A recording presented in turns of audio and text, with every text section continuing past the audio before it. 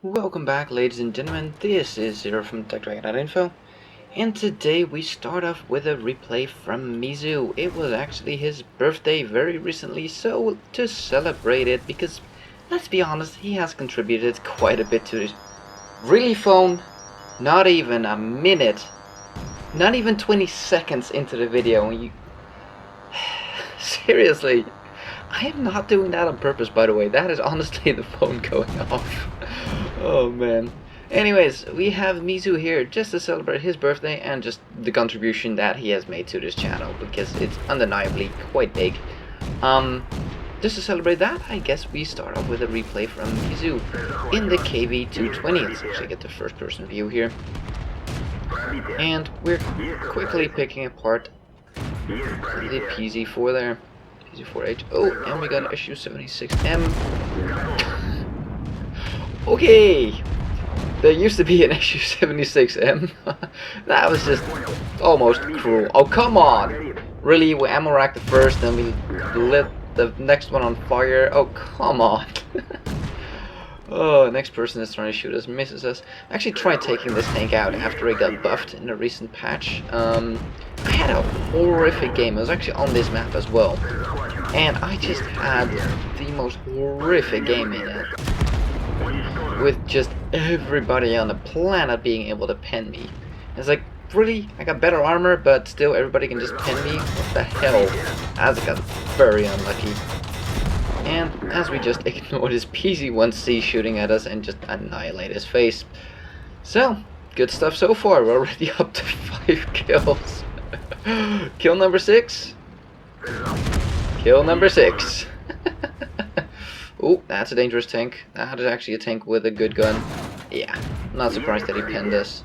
Gotta have to aim to shoot that. Come on, aim, aim, aim. We do have a... Wow, that aim time. Wow, not fully aimed. Still managed to finish him off. Oh, experimental. Try to put one into his side there. Switching over to premium rounds. Can't blame you there. Oh, got a hetzer. Don't really need the premium rounds for that, but... I'm not sure if Mizu here is trying to block this dude or not. He might have just been going around. Nah, I don't think he was actually blocking him. He was just trying to angle his armor properly for the hetzer there. And the OI experimental gets finished off, and all they have left is an M3 Lee. This was one hell of a quick game here. But in case you missed it, we're up to 8 kills. Ooh, sneaky M3 Lee has made it all the way to our base almost. Is he gonna finish off our artillery? He's on 2 kills, so... And still full health, so he's been doing well. Or just kill stealing, but I'm gonna say he's been doing well. 3 kills. I mean, it's an M3 Lee with 3 kills, let's be honest. That's not bad. Mizu saying no cap. Well, this is definitely a replay where you could say, yes, capping is not necessary. There is no way in hell that capping is necessary in this game. And M3 Lee is never gonna win this, let's be honest. Oop, a little bit of a bump there. Come on, come on. Put in one. M3 Lee is facing us. He could finish it off in one shot if he can pen. And he doesn't. Aiming for a lower plate, but it's too late. GG, let's take a look at the stats. And here we are with the stats. Mastery badge, Ace Tanker. We got a Bruiser, Demolition Expert, Fire for Effect, Shell Proof. We didn't get the Arsonist because we actually finished off the, which was it, the PC SFL 4C. We finished him off with a shot, but he was on fire, so darn, would have been nice to get an Arsonist as well. We got a Radley Walters, very nice, cool-headed, steel wall, high caliber, and of course the Top Gun. Walking away with 1500 base experience and 2400 damage done. Gotta love the second highest... Oh no, wait, never mind, it wasn't properly sorted. I was gonna say second highest person with no damage done, what the... okay, no, there we go. BT7 artillery, well, okay. I guess he did something, but look at what the team did for damage. Yikes. I mean, it was a low-tier game, but still. Ugh. M3 Lee, as expected, did the best on the enemy team. Yeah, with 3 kills, was not surprised. Despite how much grief people give this thing, it actually, if you play this thing as a TD rather than medium, is not a bad tank. I know, stop screaming at your screen. It actually isn't. If you look at the gun for its tier, it's not bad.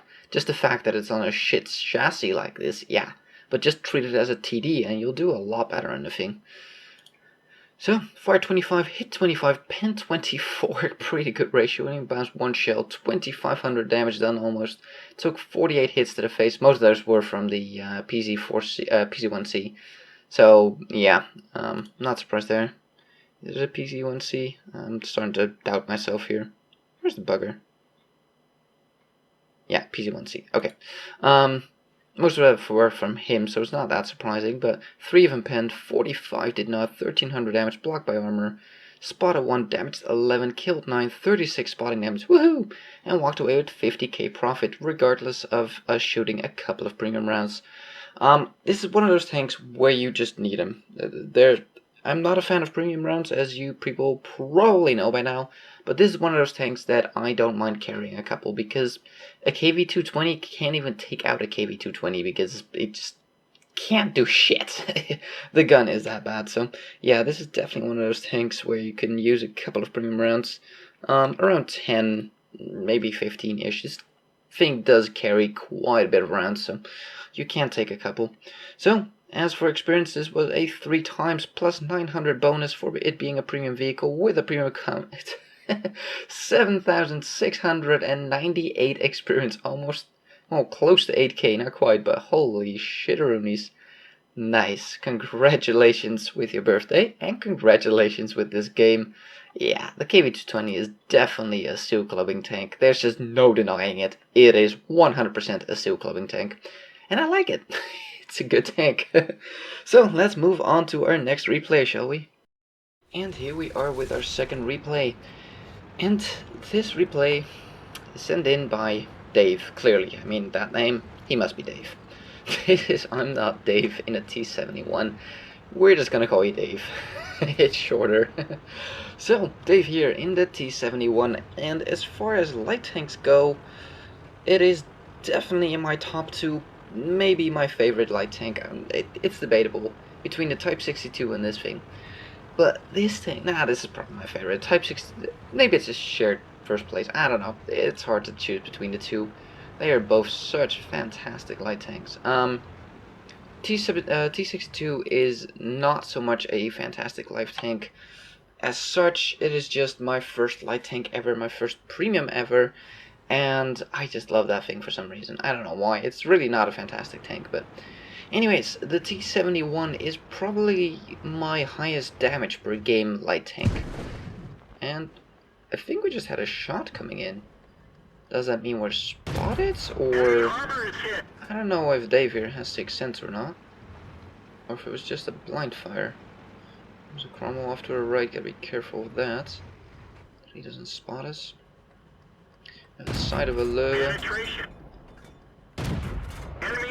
He's looking at us, but it doesn't look like he can actually see us. We have a Chiri up ahead. Oh, Chiri got lit on fire. Not by us though. Our shot seems to do absolutely nothing. So, why is this tank so awesome? Well, did we just really bounce on a cromwell? That shot went slightly wide. Why this thing is awesome? Well, this is one of the light tanks. There's not that many of them that can fulfill any and all roles of a light tank. This thing is fast. This thing is well camouflaged, stealthy. It's not the best though. That has to be said as well. This is by far not the best. But it is fast. Oh, and we lit him on fire and got him killed. Nice, some blind fire there. Good work. Oh, that went slightly wide. And that went to his track. He actually got tracked. Not by us, but his other track. So, this thing gets a good gun for a light tank. Let's take a look here. Where's the cursor? There it is.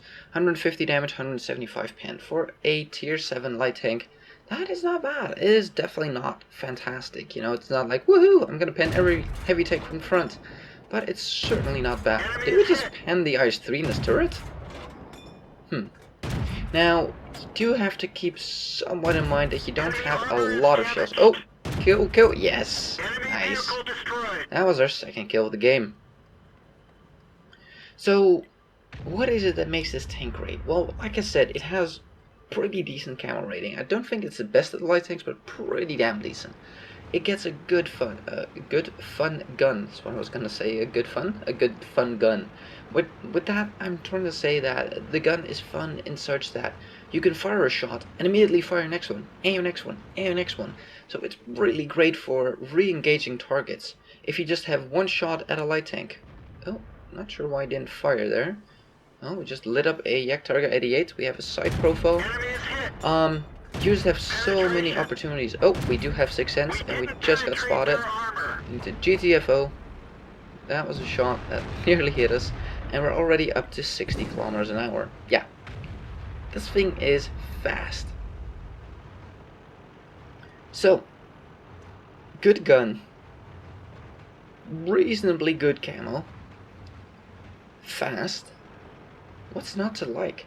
This thing can fulfill the passive scouting role because the view range is pretty damn good as well. As you can see here, Dave is running binoculars and a camo net, so he's definitely using this thing as a passive scout a lot as well. So sitting in a passive and active scout, if you don't know what they are, passive scout is sitting in the bush and spotting. Active scout is running around and spotting people. I tend to use this thing more as an active scout, and I have coated optics on this thing. Oh, come on. Yes, finish off that damn chrome ball finally. So it really, you can play this thing in any way that you want. And I also use this thing quite a lot as a assaulter. Because of that gun and its rate of fire, you can actually unload this gun and do a lot of damage to people. And I tend to do that a lot in this thing. I do it more than actually spotting people. I use this thing more as a sort of medium, lightish medium tank rather than an actual light tank. And I've walked away with multiple, and I do mean multiple, high calibers on this tank just because of the fact of the amount of damage you can deal with this tank. Oh nice, we guessed that he was still going forward, and he was. He's now lined up with a corpse, so we can't actually shoot him. Ooh. Gun, not the best accuracy on the planet, as you can see here. Certainly not the worst, but reload of about 20 seconds, not bad at all for a reload. And he's tracked, come on, are we gonna reload before he can fix his tracks? No. Oh, shot went in, didn't get killed, he might still be there. I would risk a blind shot. Come on. Didn't see a splash in the ground there, so I'm gonna assume he's still there. I think both of those shots didn't do anything. Too bad. Oh, Yak Target 88 gets spotted. Better target, 5100, has no armor. Definitely a better target to go for. 2 in, 3 in, and 4 in, and we're reloading again. So, that is absolutely the power of this tank. That gun, while not being the best, you have to pick your targets. You have to pick the sides of tanks you shoot at. Frontally on heavies and heavily armored things, just ignore it. Don't even bother. 175 pin, more than likely not gonna go through. Oh, can we get a kill? Yes. 4th kill. Come on, 5100, 5th kill? Yes. And that's another thing this thing is good at. Getting kills. Because of the high rate of fire and having multiple shots in your clip, you can just waste a shot trying to get a kill. And if it doesn't pan out, well, you have a couple more to go. This thing comes with a 6 shell magazine. So you do have quite a bit of shells to go for. And we're surrounding him. Come on. Put one in on the move. There we go. Reasonably good at shooting on the move, I have to say. I don't know what stat-wise this thing in Bloom and that sort of stuff is, but from personal experience, on the move, this thing is pretty good. We have 3 shells remaining. That's more than enough to finish off that artillery. Probably gonna need 2 shells. Can't quite get the depression there. Trying to look for a target, going for a reload. That's always the thing that you need to wonder about on light tanks. Do you go for the reload or not? Artillery gets taken out by our own artillery. Going around the cap circle not to give our position away. And the last known location for that Centurion is on the hill. So, let's take a look. Can we spot him? No. Pulling back in case we got spotted. No, doesn't look like it. Good to know. Just trying to get the spot off here. Got somebody on cap. The T-32 decides to cap. Which, I guess. Wow. Okay, that centurion went around, and he gets, wow, shot to the face by the artillery. Let's take a look at the stats. And here we are with the stats. Master Batch, Ace Tanker, we got a Spotter, we got an Arsonist, we got a High Caliber, and a Top Gun. Yes, a High Caliber on a light tank. That happens more often than you think on this tank, and that's the awesome thing, why I love this, and holy flippin' balls. We got 6 kills, 3200 damage done, 1300 base experience, and 1100 spotting damage. Fired 40 shots, hit 26. Not the most accurate guns, but you have those shots in your clip, you know, you can push them out so damn quickly. And that is just what you can do and must do with this thing, in my opinion. This tank is excellent for using your gun, and not just for going after the artillery and finishing that off, you know. This is one of those light tanks that you can really dash out the damage across the battlefield, re-engage targets very quickly because of that auto-loading clip, and the reload speed of the clip, about 20 seconds, is not bad at all. Which makes this thing so flexible in being able to fulfill all those roles. Passive scout, active scout, and just pretty much play like a medium. Just be a little bit more careful of not getting shot, but you can play this thing as a medium and flanker, and this thing can fulfill so many roles, and that's probably why I love this thing. It can work well in almost any situation. Now, a city map in a tier 10 game like Himmelsdorf tier 10, yeah, you're gonna struggle quite a bit, because I hate Himmelsdorf, but any other map, yeah, you can do whatever role you fancy. And this thing also, surprisingly, makes a decent amount of money. I've noticed that. I don't know why, but for a light tank, this thing is pretty cheap to repair as well, and the ammo is pretty damn cheap. As you can see here, we spent 10k on ammo for 40 shells. So, not bad at all, 10.8k. And walked away with 21k profit on a non-premium account, but with a premium account, still got almost 38k profit. That is not bad at all. This was during a 3 times weekend, so almost 2,000 base experience with a premium account, times 3 for almost 6,000 total experience. Thank you, Dave, not Dave, for sending this in. Definitely an awesome game, and thank you guys for watching. If you like this video, give it a thumbs up. If you want to see more, please subscribe, and we'll see you on the next one.